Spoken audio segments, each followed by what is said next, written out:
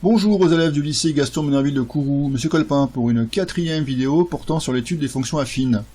Lors des 3 premières vidéos, nous avions vu ce qu'est une fonction affine, nous avions vu que la représentation graphique d'une fonction affine dans un repère est toujours une droite, et nous avions vu une méthode pour tracer ces droites à partir de 2 points.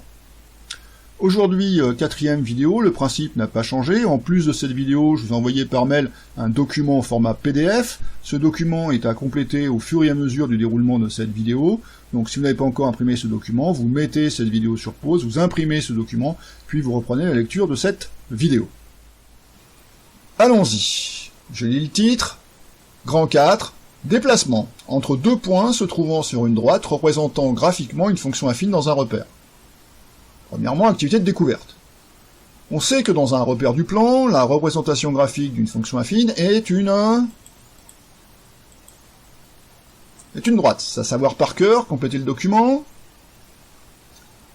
Maintenant, on va faire une expérience. Pour la fonction affine f définie pour tout x réel par f de x égale 2x plus 3, on va prendre des points situés sur la droite représentant cette fonction f, et c'est là que commence l'expérience. On va comparer le déplacement vertical par rapport au déplacement horizontal pour chaque mouvement de translation allant d'un de ces points à un autre. Autrement dit, pour chaque vecteur représentant le mouvement entre 2 points de cette droite, on va comparer sa composante verticale par rapport à sa composante horizontale.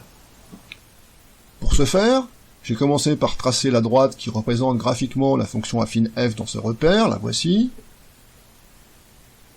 Puis j'ai placé 4 points sur cette droite, les points A, B, C et D. À présent, je vais m'intéresser au mouvement de translation. Translation, ça signifie en ligne droite, que je peux faire entre ces 4 points. Par exemple, voici le mouvement de translation de A à B.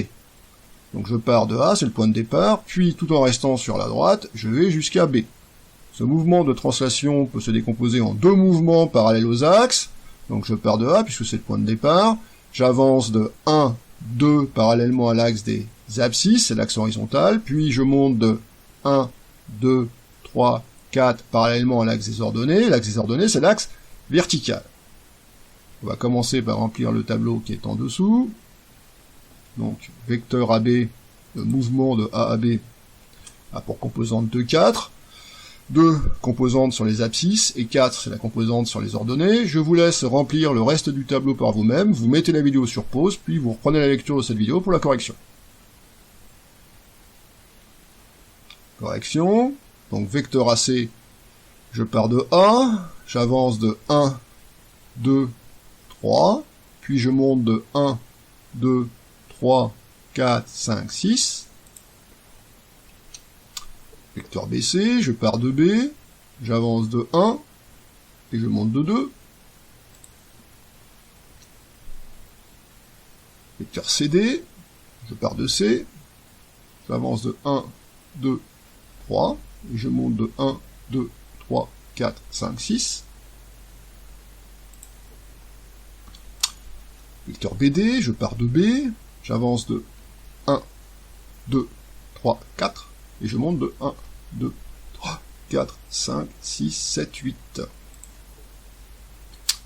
Vecteur AD, je pars de A, j'avance de 1, 2, 3, 4, 5, 6, et je monte de 1, 2, 3, 4, 5, 6, 7, 8, 9, 10, 11, 12.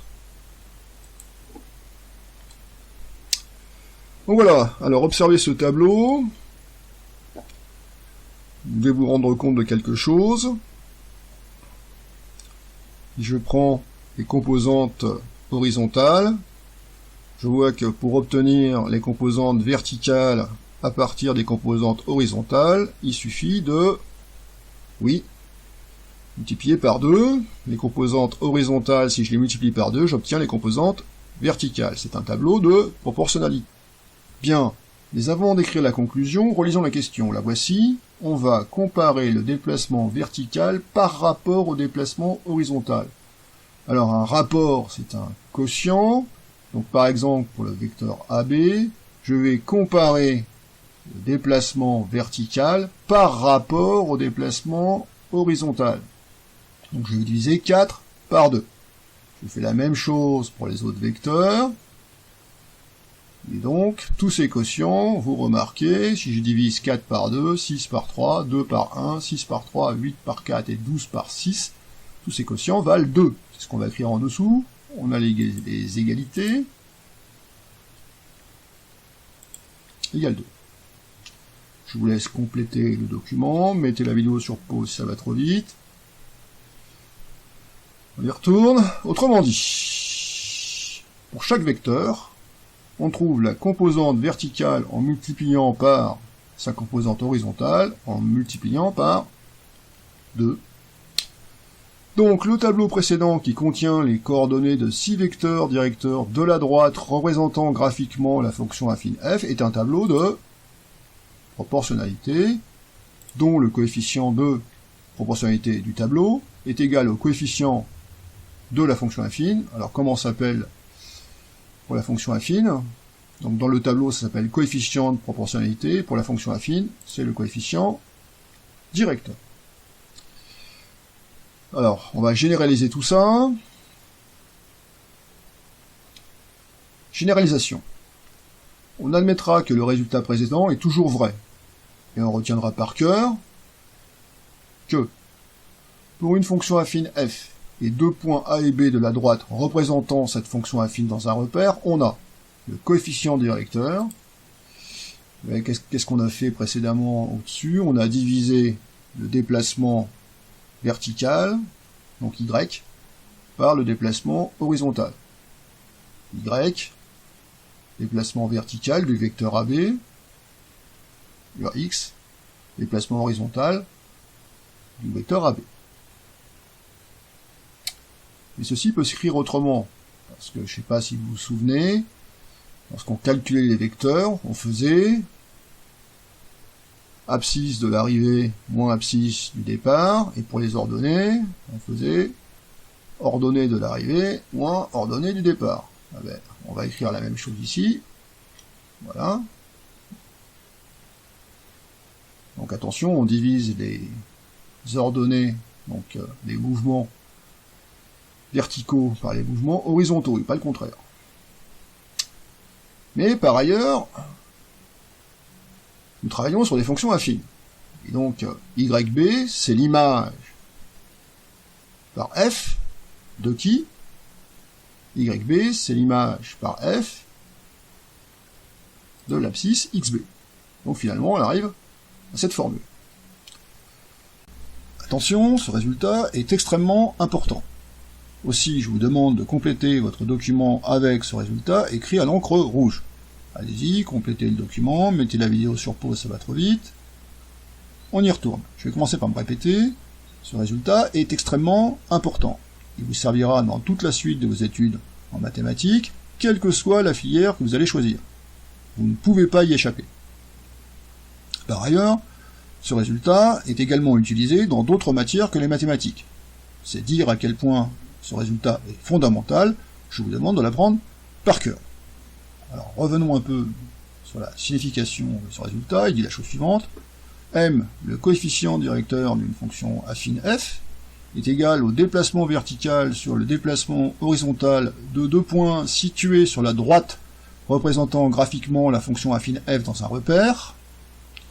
Ici, c'est écrit la même chose, sauf que là c'est en termes de vecteurs, et là c'est en termes de coordonnées de points. Et il se trouve qu'on a affaire à une fonction affine, et que donc l'ordonnée du point B est égale à l'image de l'abscisse de B par la fonction affine f. Pareil pour A. Troisièmement, application. Application du résultat précédent, écrit ici en rouge. Petit a, représenter graphiquement une fonction affine à l'aide d'un vecteur d'abscisse 1. But, utiliser un vecteur directeur pour représenter une fonction affine. On part sur des exemples. Exemple 1, représenter graphiquement la fonction affine f qui pour tout x réel est définie par f de x égale 4x plus 3. Donc cette fonction affine, il va falloir tracer la droite qui la représente graphiquement dans ce repère. Alors pour ce faire, on vous donne la méthode. On place l'ordonnée à l'origine qui est. Alors qui est qui? 4 ou 3? Alors ici c'est une multiplication, 4 fois x, ça s'appelle le coefficient directeur, et lui s'appelle l'ordonnée à l'origine. Alors pourquoi s'appelle-t-il l'ordonnée à l'origine? Si je remplace x par 0, Donc les abscisses, c'est toujours en premier dans la parenthèse. Combien vaut l'ordonnée? L'ordonnée, c'est l'image de 0 par la fonction affine f, donc 4 fois 0, 0, plus 3, 3. C'est pour ça qu'on l'appelle l'ordonnée à l'origine. Donc on a un premier point ici, il nous faut un second point, et on va l'obtenir avec un mouvement de translation. Alors, quel mouvement de translation? Voici, il faut lire la suite. On détermine le vecteur directeur d'abscisse 1. Alors l'abscisse est imposée, on vous oblige de prendre une abscisse qui vaut 1. Combien vaut l'ordonnée du vecteur? Donc là, il faut se rappeler le résultat précédent. M, c'est le coefficient directeur de la fonction affine, ici il vaut 4. Y, c'est le déplacement vertical du vecteur, c'est ce qu'on cherche. Et X, c'est le déplacement horizontal du vecteur, c'est 1. Donc ici il y a une division, ça fait une multiplication, 4 fois 1, 4. Donc le déplacement vertical, c'est 4 lorsqu'on a un déplacement horizontal de 1. Voilà. Après on vous dit ce qu'il faut faire. Puis à partir de l'ordonnée à l'origine, on avance de 1 parallèlement à l'axe des abscisses. Et ensuite, je vous laisse deviner. Mettez la vidéo sur pause si vous voulez compléter par vous-même. On monte de 4 parallèlement à l'axe des ordonnées. Pour finir, en bleu, on trace la droite passant par ces deux points. Donc je vous laisse le faire, mettez la vidéo sur pause, le temps de le faire, puis vous reprenez la lecture pour la correction. Correction. Pour cela, je vais utiliser GeoGebra. Donc je place l'ordonnée à l'origine. Donc l'ordonnée à l'origine a pour abscisse 0 et pour ordonnée 3. Et puis ensuite, j'utilise mon vecteur directeur, qui a pour abscisse 1, je me déplace de 1, et ensuite l'ordonnée du vecteur directeur c'est 4, je monte de 4, 1, 2, 3, 4. Et donc je trace la droite, passant par ces deux points. Voilà, alors on me la demande en bleu, donc je la fais en bleu. Voilà, je n'ai plus qu'à retourner au document pour faire la suite. Exemple 2, représenté en rouge dans le même repère, en utilisant la même technique, la fonction affine g est définie pour tout x réel par g de x égale moins 2x plus 8. Je vous laisse le faire par vous-même, mettez la vidéo sur pause le temps de le faire, puis vous reprenez la lecture de cette vidéo pour la correction. Correction. Donc, l'ordonnée à l'origine, ce coup-ci, c'est 8. Voilà. Le coefficient directeur de la fonction affine, c'est moins 2. Donc si je choisis de faire un déplacement de 1 avec mon vecteur directeur, l'ordonnée de ce vecteur directeur, ça sera 1, l'abscisse du vecteur directeur, fois le coefficient directeur de la fonction affine, qui est moins 2, donc 1 fois moins 2, moins 2. Donc j'avance de 1 et je descends de 2. Il ne reste plus qu'à tracer à droite. Voilà. Alors on me la demande en rouge. Voilà, bon, c'est plutôt orange, mais on va laisser comme ça. Retour au document.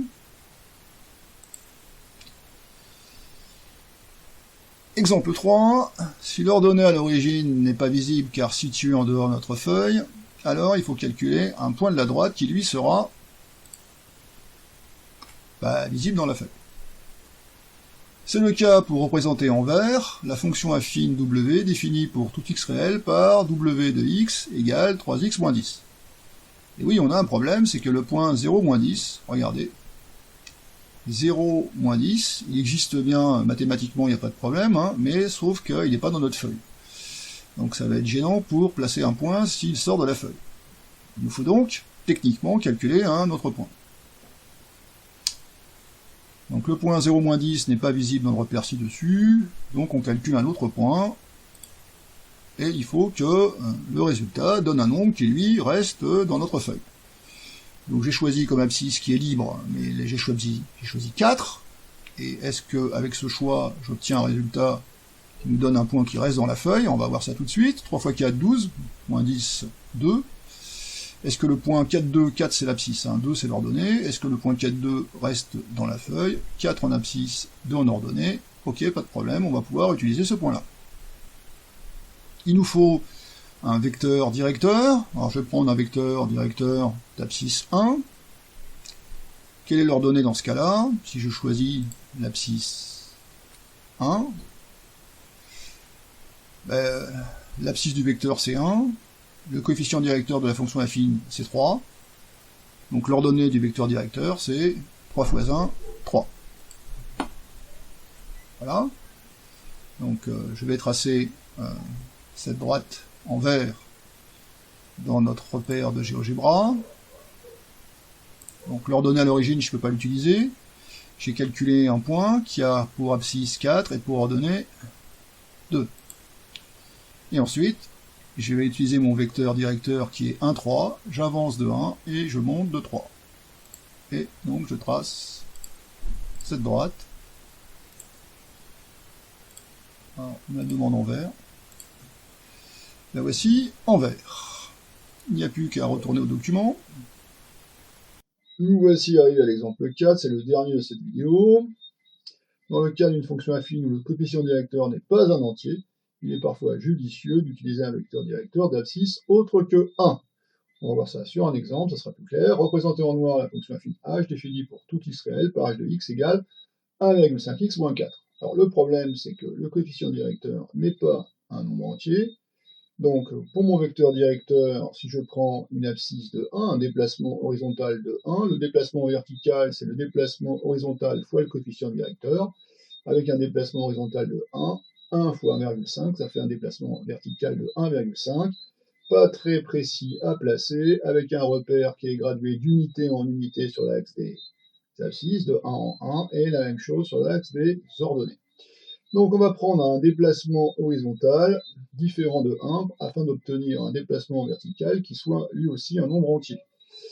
Alors, pour vous aider, regardez, qu'est-ce qui multiplié par 1,5 est égal à 6? Je vous laisse réfléchir par vous-même. Il s'agit du nombre 4. Donc, si je prends un déplacement horizontal de 4, j'aurai un déplacement vertical de 6 qui est un nombre entier lui aussi.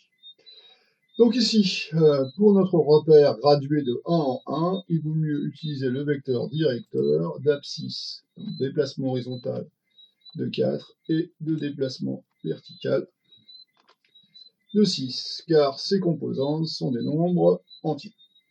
Alors on y va, l'ordonnée à l'origine, c'est moins 4, et puis donc j'ai dit que j'avance de 4, 1, 2, 3, 4, et je monte de 6, 1, 2, 3, 4, 5, 6. Donc cette fonction affine h a une représentation graphique qui passe aussi par E. Donc je trace la droite qui passe par G et par E. On la voulait en noir, donc on va la faire en noir. Voilà, ceci termine cette vidéo et achève le document format PDF que je vous ai envoyé. C'était donc la 4e vidéo. Je vous donne rendez-vous pour une 5e vidéo portant sur l'étude des fonctions affines, parce qu'on n'a pas fini. Les fonctions affines, comme je l'ai dit depuis le début, c'est pas très compliqué. Les fonctions affines, c'est les plus simples qui existent, mais c'est quand même un cours assez long, avec au final des résultats, à savoir par cœur, des résultats très importants pour la suite de vos études. Je vous dis à bientôt, au revoir, Monsieur Colpin.